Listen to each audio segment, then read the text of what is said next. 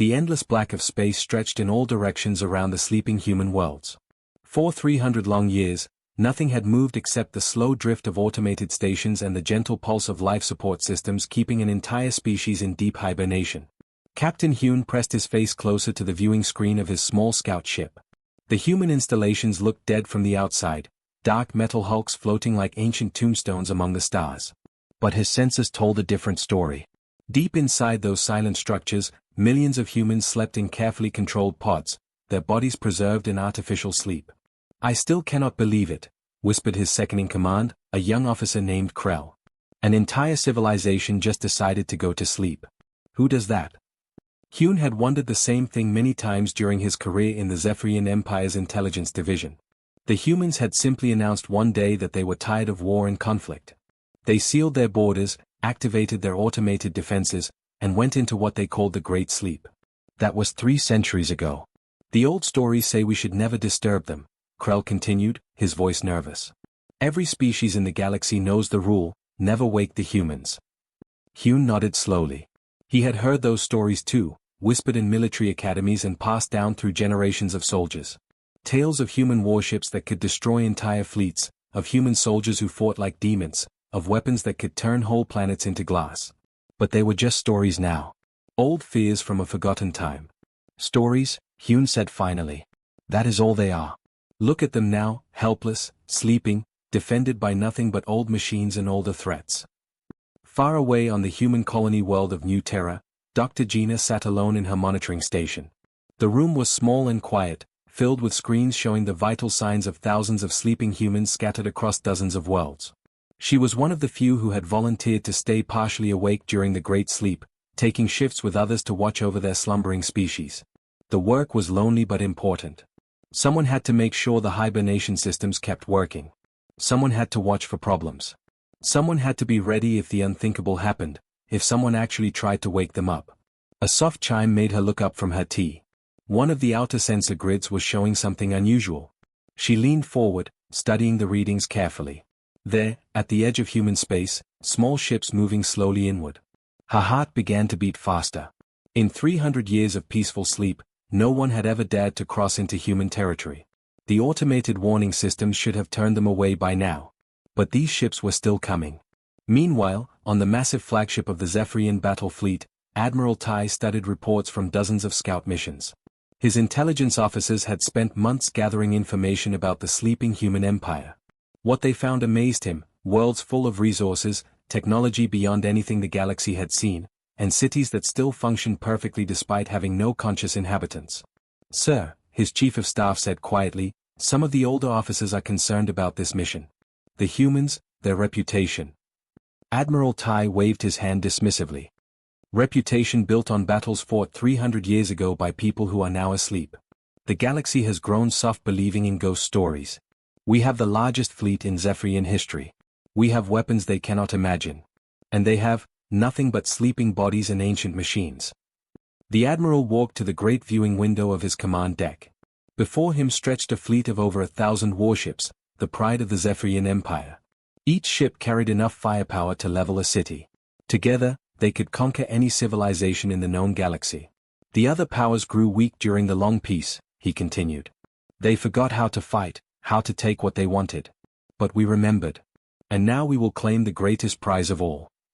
Back in her monitoring station, Dr. Gina watched with growing alarm as more ships appeared on her sensors. This was not just a small group of explorers who had gotten lost. This was an invasion fleet. Her training told her what to do, but her heart rebelled against it. The emergency protocols were clear: if human space was ever invaded, if human lives were ever threatened, the awakening sequence would begin automatically. But she knew what that meant. She had read the classified files. She knew what humans were like when they were fully awake and angry. The galaxy had enjoyed 3 centuries of peace precisely because humanity had chosen to sleep rather than rule through force. But if they were forced to wake up? Her hands shook as she reached for the emergency console. The red button sat under a protective cover, labeled simply Awakening Protocol, Emergency Use Only. Once she pressed it, there would be no going back. The quantum transmitters would send the signal to every human military base in the galaxy. The sleeping soldiers would begin to wake. The hidden fleets would power up their weapons. And the galaxy would remember why everyone had learned to fear the humans in the first place. Dr. Gina closed her eyes and thought about her sleeping family, her hibernating friends, the millions of humans who had chosen peace over power. Then she thought about the invasion fleet getting closer every minute. She pressed the button. Across the galaxy, in hidden bunkers and secret bases, in disguised ships and camouflage stations, the first humans began to wake up from their 300-year sleep. And they were not happy about being disturbed. Captain Hune felt confident as his boarding shuttle approached the human cargo ship. The vessel looked old and harmless, drifting slowly through space like any normal merchant transport. His team of 12 elite Zephyrian soldiers sat ready behind him, their weapons charged and armor gleaming. Remember, he told them over the comm system, humans have been asleep for 300 years. Even their merchants will be soft and weak. This should be easy. The cargo ship did not resist when they attached their boarding tube. The airlock opened without any trouble. Hune's soldiers moved inside quickly, spreading out through the narrow corridors with professional skill. They found the human crew in the main cargo bay, 5 people sitting calmly around a small table, sharing what looked like a simple meal. They were dressed in plain work clothes and looked completely ordinary. When the armed Zephyrians burst in with weapons raised, the humans simply looked up with mild curiosity. "Nobody move," Hune shouted, though it seemed unnecessary. The humans were already sitting still, their hands visible on the table. They looked more bored than scared. The crew leader was a man who appeared to be in his 40s, with graying hair and calm eyes. He wore a simple blue uniform with the name Jin stitched over the pocket. He looked at Hune with the patient expression of someone waiting for an annoying interruption to pass. "Search everything," Hune ordered his soldiers. "These sleeping fools must be carrying something valuable, or why else would they be traveling through space?" His men began tearing through the cargo hold, opening containers and scanning for hidden compartments. The human crew watched silently, not protesting or asking questions. Their calm behavior made Hune nervous, though he could not say why.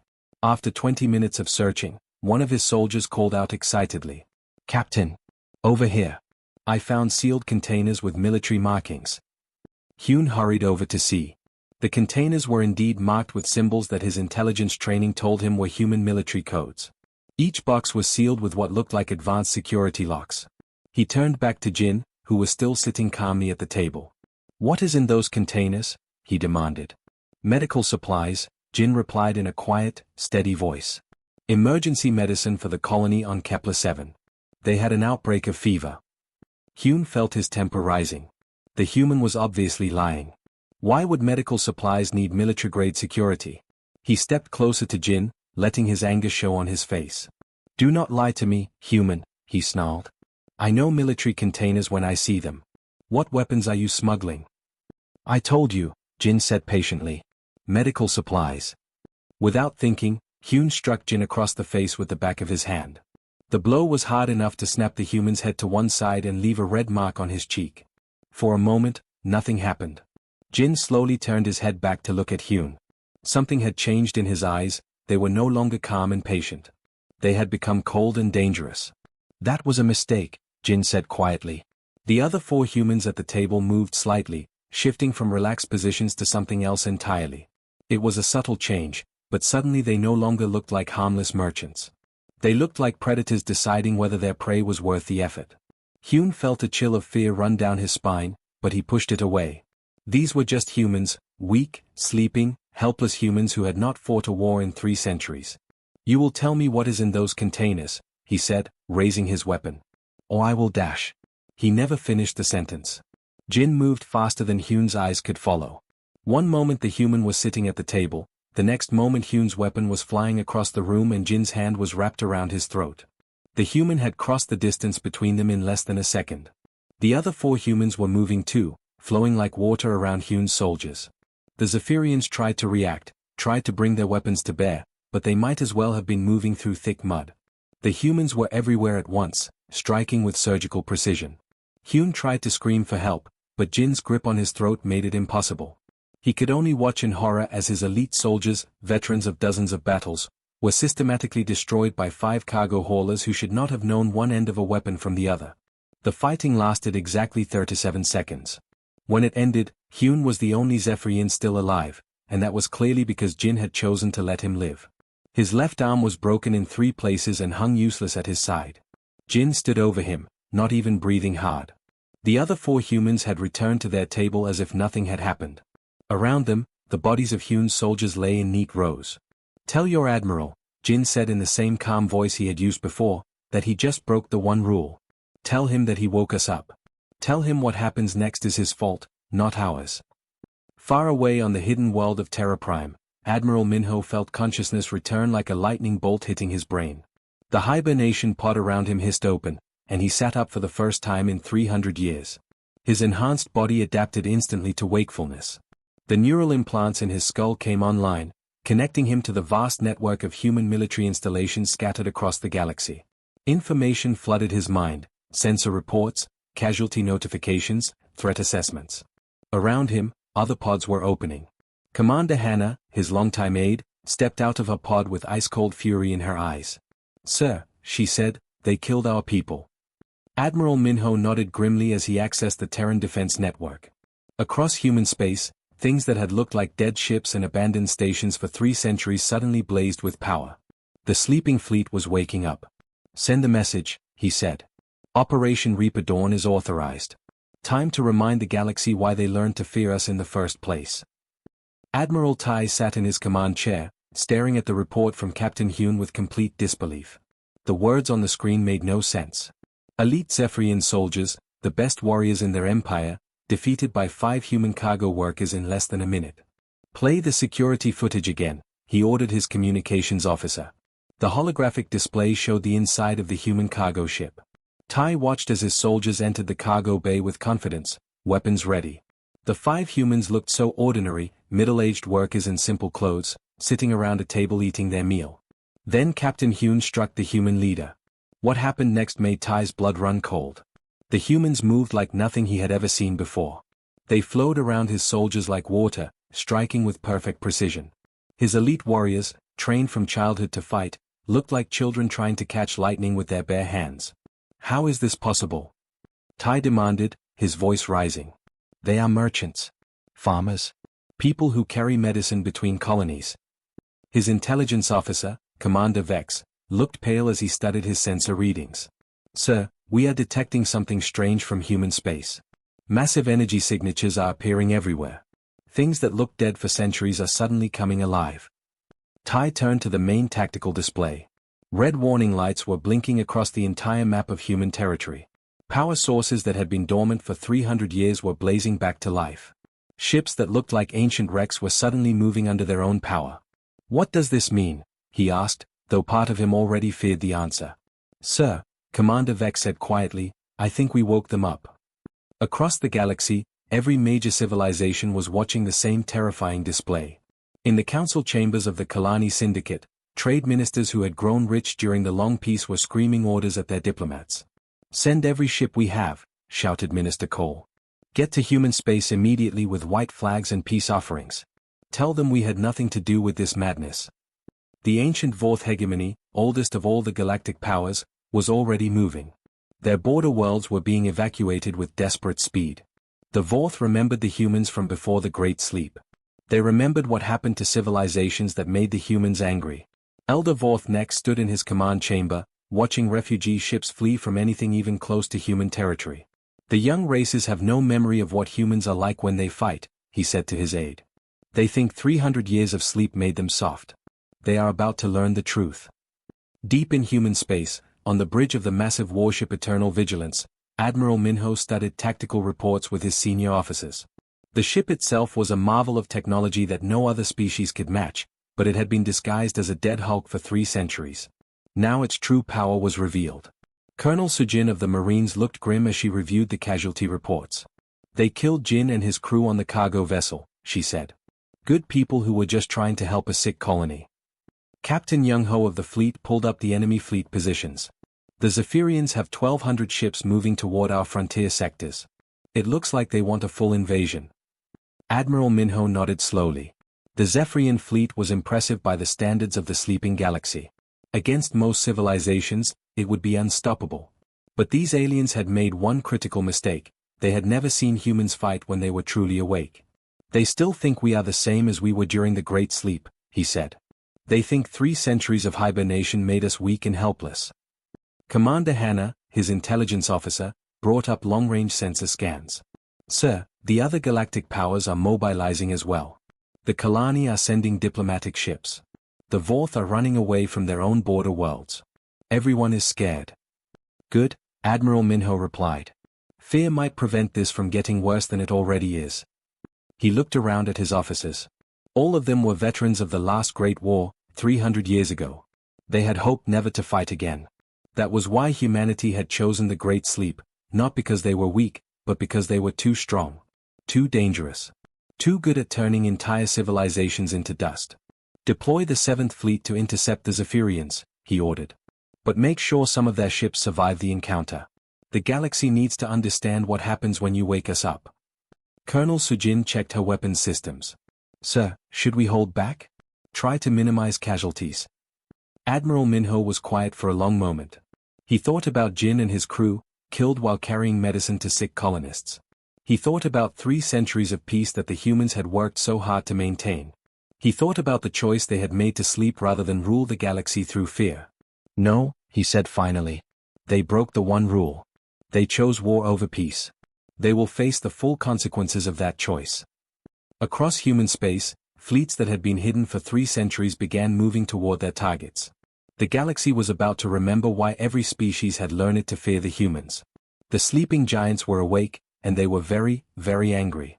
The age of peace was over. The age of human justice was about to begin. Admiral Tai felt confident as his massive fleet dropped out of hyperspace at the edge of human territory. Behind him stretched 1,200 of the finest warships the Zephyrian Empire had ever built.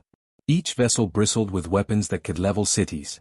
Together, they represented enough firepower to conquer any known civilization. Sir, his navigation officer reported, we have arrived at the target coordinates. Beginning sensor sweep of the area. Tai expected to find the same old automated defenses they had easily avoided before, slow, predictable machines that had been programmed centuries ago and never updated. Instead, his sensors detected something that made his confidence drain away like water through a broken dam.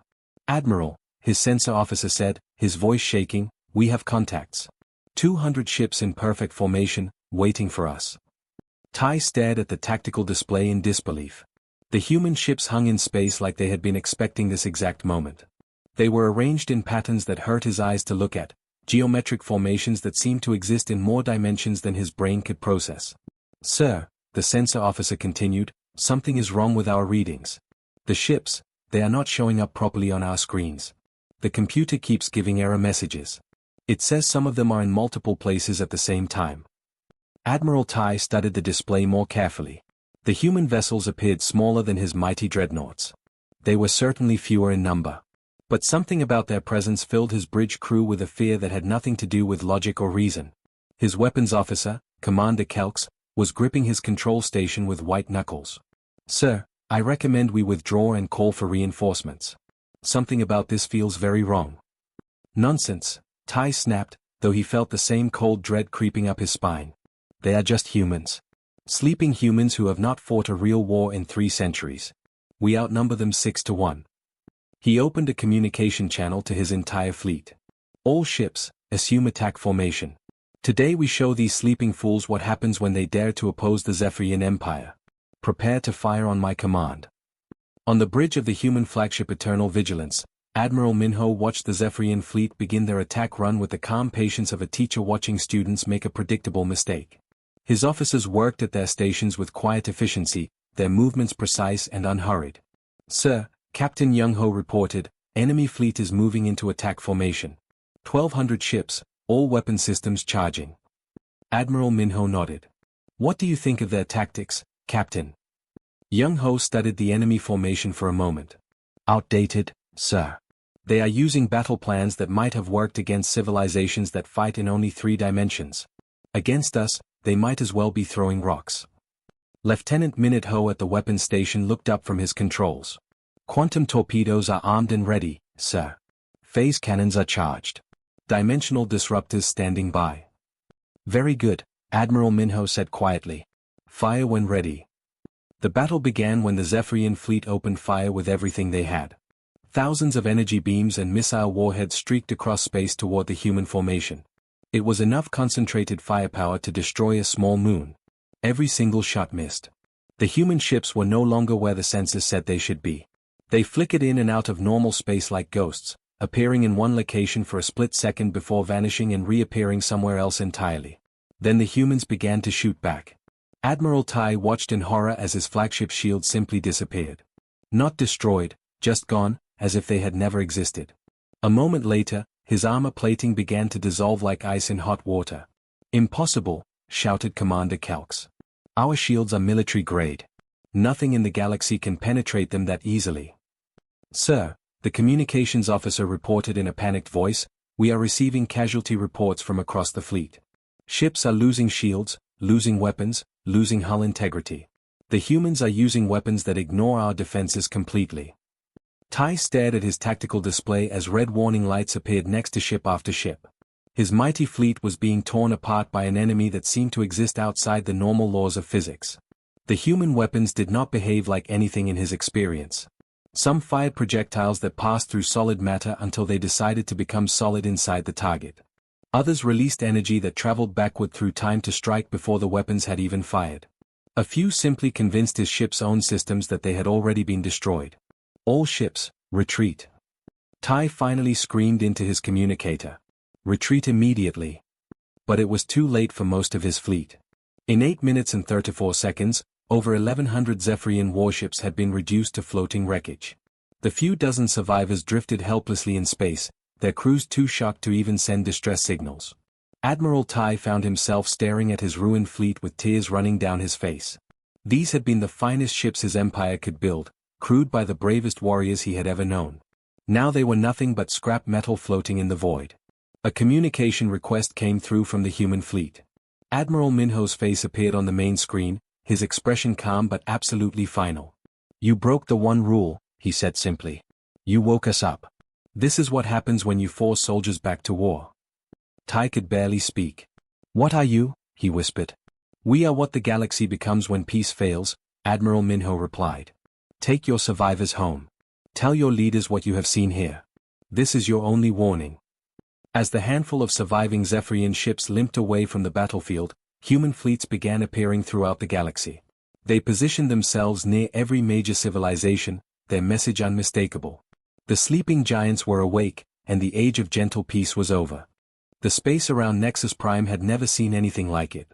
Ships stretched in every direction as far as the eye could see, millions upon millions of vessels from every corner of the galaxy. The Kalani Syndicate had brought their entire merchant fleet, hastily armed with whatever weapons they could find. The Vorth Hegemony contributed their ancient but powerful warships. Dozens of smaller civilizations sent everything they had. Admiral Tai stood on the bridge of his new flagship, now bearing the title of Supreme Commander of the Grand Alliance. The irony was not lost on him. He had started this war with pride and ambition, and now he commanded the largest military force in galactic history out of pure desperation. "Status report," he called to his communications officer. "Sir, final count shows 4,700,000 vessels ready for battle. Every major power has contributed ships and crews. We have enough firepower to destroy entire star systems." Tai nodded, but felt no confidence. Numbers had not helped him before. His mighty Zephyrian fleet had been crushed like insects. But perhaps, with this many ships from this many different species, they might have a chance. On his tactical display, he could see the approaching human fleet. 200 ships. The same number that had destroyed his empire's greatest armada. Against nearly 5 million allied vessels, it should have been laughable. Instead, it felt like watching his own funeral procession approach. "All ships," he broadcast across every communication channel, his voice reaching millions of terrified crews, "remember what we fight for today. If we fail here, the entire galaxy will burn under human rule. Our children will grow up as slaves. Our worlds will exist only at their pleasure." The response that came back was not the roar of confidence he had hoped for. Instead, he heard the quiet prayers of desperate beings who knew they were probably about to die. Far across the battlefield, on the bridge of eternal vigilance, Admiral Minho prepared for what he knew would be the final battle. Around him stood the officers who had become legends during the last Great War 3 centuries ago. Colonel Sujin was checking her Marines' equipment one final time. Captain Young Ho coordinated the fleet movements with the precision of a master musician conducting a deadly symphony. Commander Hannah monitored enemy communications from her station. "Sir, they are terrified. Some of the smaller species are already trying to retreat, but the Zephyrians are forcing them to stay in formation. Any attempts at surrender? Admiral Minho asked. A few, sir. But Admiral Tai is rejecting all of them. He says they fight or they all die anyway. Lieutenant Minho looked up from his weapons console. Sir, enemy fleet is in final position. All weapon systems are ready. Should we begin? Admiral Minho looked out at the massive enemy armada one last time. So many ships, so many lives, all brought together by fear and the foolish pride of one species that could not accept defeat. He felt tired in a way that had nothing to do with physical exhaustion. End this, he said quietly. The human fleet moved like a single living creature with 200 parts. Their ships did not charge forward like normal vessels.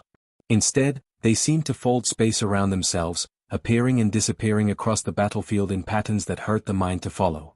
Admiral Tai watched in growing horror as his numerical advantage meant nothing. The humans did not fight ship against ship. They struck at multiple targets simultaneously, their weapons firing from angles that should not have existed. His sensors showed human ships attacking from above and below at the same time, while somehow also coming from behind and in front. Impossible, screamed his tactical officer. They cannot be in 4 places at once. But they were. The human ships existed in dimensions that normal physics could not explain. They fought with weapons that rewrote the laws of reality in small areas of space, making armor disappear, causing shields to turn against their own ships, convincing enemy computers that they had already been destroyed. The Allied fleet tried to fight back, but how do you shoot at an enemy that exists in several places at the same time? Their weapons passed through empty space while human weapons struck with perfect precision from directions that could not be predicted. In 4 to 7 minutes, it was over. Admiral Tai found himself sitting in the command center of his homeworld, now occupied by human forces. The planetary government had surrendered the moment human ships appeared in orbit. There had been no point in resisting. The space battle had shown everyone what happened to those who fought the awakened humans. Commander Hanna approached him with a data pad. Sir, the final casualty reports from the battle. Admiral Minho, now effectively the ruler of the galaxy, took the pad without emotion. Human losses. 43 wounded, 0 killed, sir. And theirs? Complete destruction of the Allied fleet. Approximately 12 million casualties. The Zephyrian Empire no longer exists as a government. All major powers have formally submitted to human oversight. Admiral Minho felt no joy in the victory, only the heavy weight of responsibility he had never wanted. They had hoped to sleep forever, to leave the galaxy in peace. But others had forced this war upon them. Begin setting up the new government structure, he ordered. And place warning beacons at every hyperspace route. Make the message very clear, here sleep the humans. Do not wake them. Do not make us come back. As human administrators began the work of rebuilding galactic civilization under their guidance, the lesson was finally learned. Some powers were too dangerous to disturb, and wisdom meant letting sleeping giants rest. The age of human rule had returned, born from the ashes of those foolish enough to break the one rule that had kept everyone safe.